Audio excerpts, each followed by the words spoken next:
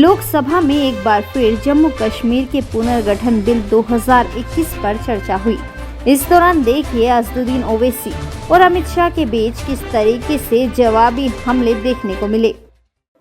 और इसलिए खड़ा हूं क्योंकि मेरा एक पार्टी का कंसिस्टेंट पोजीशन है कि जब इस हुकूमत ने दफा 370 को अपनी ब्रूट मेजॉरिटी के ताकत की बुनियाद पर अनकॉन्स्टिट्यूशनल तरीके से उसको ख़त्म किया, मैंने उस वक्त कहा था कि कॉन्स्टिट्यूशनल ब्रीच है और मेरा ये कंटिन्यूस मौक़िफ़ है।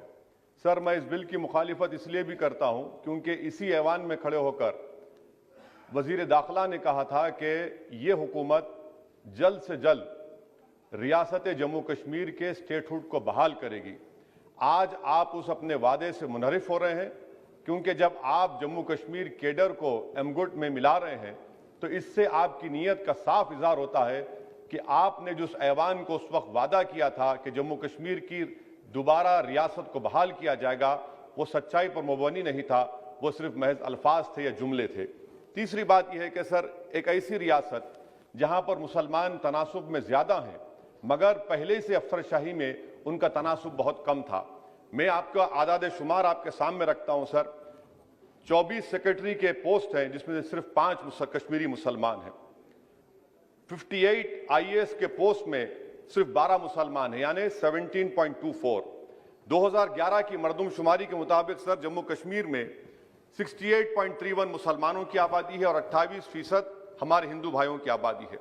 मगर अगर आप देखेंगे टायर 2 में सर दूसरे दर्जे के 523 इंतजामी अफसरान, जिसे कश्मीरी एडमिनिस्ट्रेटिव ऑफिसर सर्विस कहते हैं, 220 यानी 523 में से 220 यानी 42.6 कश्मीरी मुसलमान हैं। IPS में आ जाइए सर, 66 पोस्ट हैं जिसमें से सिर्फ 7 मुसलमान हैं। दूसरे दर्जे के अफसरान में 248 में 108 यानी 43.54% मुसलमान हैं। अब आप मुझे बताइए कि आप क्या करने जा रहे हैं। अच्छा सर, यहां पर यह कहा गया कि कश्मीर बड़ा बैकवर्ड है। कश्मीर का खित्ता बैकवर्ड नहीं है, ये आपकी गलतफहमी है और आपके जो दिमाग में जो फीड किया गया है वो नफरत की बुनियाद पर। सच्चाई यह है कि इस खित्ते में गुर्बत की सतह से नीचे का तनासुब 10.31 है और पूरे भारत में 21.92 है।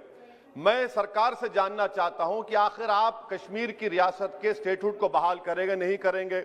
चौथा बात यह कि आपकी गलत फैसले की बुनियाद पर दूसरे ऐवान में एक भी कश्मीरी रुकने पार्लियामान नहीं है। यह हमारे मुल्क की, भारत की तारीख में तीसरी मरतबा ऐसा हुआ है। मेरा चौथा सवाल हुकूमत से यह है कि हम ये कहते हैं, ये आपका मानना सही है कि हमारे मुल्क में बाहर के दीगर ममालिक को मदाखलत करने की कोई जरूरत नहीं है, मगर आप उनको लेकर गए ना। आप तो यूरोपियन पार्लियामेंट के लोगों को लेकर गए। अब तीसरी मरतबा आप यूरोप के सफीरों को 16 फरवरी को खबर है कि आप लेकर जा रहे हैं। आखिर ये FDI नहीं है, क्यों यूरोप के लोग कश्मीर जाएंगे? आप एक ऑल पार्टी मीटिंग लेकर जाइए ना डेलीगेशन को। आप यूरोप के डेलीगेशन को कश्मीर लेकर जा रहे हैं। क्या आप चाह रहे हैं मदाखलत करना? इसको इंटरनेशनलाइज आप कर रहे हैं। मैं वजीर दाखिला से पूछना चाहता हूं सर कि आखिर कितने बच्चे कश्मीर के आगरा की जेल में, बरेली की जेल में, अंबेडकर नगर की जेल में हैं? मैं आपको एग्जाम्पल दे रहा हूं, खत्म कर रहा हूं स्पीकर साहब, कि बिलाल अहमद एक कुपवारा का बच्चा है, अमर सिंह कॉलेज श्रीनगर का है, 1600 किलोमीटर दूर श्रीनगर से जेल में है। उसके वालिद ने 25,000 रुपये की अपनी गाय को बेचकर गया, हाईकोर्ट में गया। हाईकोर्ट ने फैसला दिया कि उस बच्चे को श्रीनगर ट्रांसफर करो, एग्जाम लिखाओ। आप उसको नहीं मानते। एक और फैयाज है बरेली के जेल में, इसको आपने बरेली के जेल में डाल दिया। उसके वालिद ने 35,000 रुपया का कर्जा लेकर गया। अब बताइए आप, नवीद है बारामुल्ले का, कहां से ये अपनी जमीन बेचकर उसके वालिद गए। आखिर कितने बच्चे PSA के तहत जेल में हैं? आप उनको कब छोड़ेंगे? और मैं ये बड़ी आखिर में आपसे कह रहा हूं स्पीकर साहब कि यहां पर जितनी नाम निहाद सेकुलर पार्टियों ने हुकूमत के इस इक़दाम की तायीद की, तैयार हो जाइए। ये हुकूमत जो करती है ना, ये दोबारा दोहराएगी और हम तारीख में देखेंगे कि खुदा ना खास्ता चेन्नई को, अहमदाबाद को, बेंगलुरु को, हैदराबाद को यूनियन टेरिटरी बनाएंगे ये लोग। ये कश्मीर में तो एक एग्जाम्पल बना दिए, यहां तक तजुर्बा किया गया। आज ये सब बैठकर थाली मार रहे हैं। जब लखनऊ UT बनेगा, जब बेंगलुरु यूटी बनेगा, जब मुंबई यूटी बनेगा, उस वक्त हाय हाय करेंगे। ये कंसिस्टेंट पॉलिसी आपकी है। इसीलिए सर मैं होम मिनिस्टर से जो सवालात किया हूं, मैं आपसे पूछना चाहता हूं, और ये 2G से 4G करके आपने एहसान नहीं किया, अमेरिका के दबाव में आपने किया। ब्रैड शर्मन से भारत के सफीर ने मिला, अमेरिका ने स्टेटमेंट दिया और आपने 2 दिन में 4G को बहाल कर दिया। आप इस मसले को इंटरनेशनलाइज कर रहे हैं, ये गलत है और इससे कश्मीरी अवाम का डिसएम्पावरमेंट होगा, एलिनेशन बढ़ेगा। शुक्रिया सर। और ओवैसी साहब इसका हिंदू मुस्लिम में विभाजन कर दें। भाई आपके मन में सब चीज हिंदू मुस्लिम है, मैं तो समझता हूं ओवैसी जी आपको, मगर आप देश के अफसरान को भी हिंदू मुस्लिम में डिवाइड कर दें। क्या कंसेप्ट है आपका?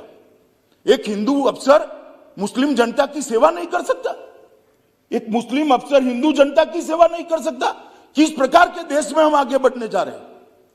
अफसरों की संख्या हिंदू मुस्लिम में बांटेंगे और अपने आप को सेक्युलर कहते हैं। काय का सेक्युलरिज्म? हिंदू मुस्लिम में अफसरों की संख्या बांटेंगे। ओवैसी साहब को मालूम नहीं है, जिसका वो समर्थन करते थे वो यूपीए की सरकार चली गई है। ये नरेंद्र मोदी की भारतीय जनता पार्टी की सरकार है। इस देश के फैसले ये देश करता है, इस देश के फैसले इस देश की संसद करती है। कोई हम पर दबाव नहीं कर सकता। देश और दुनिया की ऐसी ही खबरों को पाने के लिए जुड़े रहिए हमारे साथ। और हाँ, अगर आप वीडियो को फेसबुक पर देख रहे हैं तो हमारे फेसबुक पेज को लाइक करें, और अगर आप यूट्यूब पर देख रहे हैं तो यूट्यूब चैनल को सब्सक्राइब करना मत भूलिए। वीडियो को लाइक कीजिए, शेयर कीजिए और अपने कमेंट जरूर दीजिए।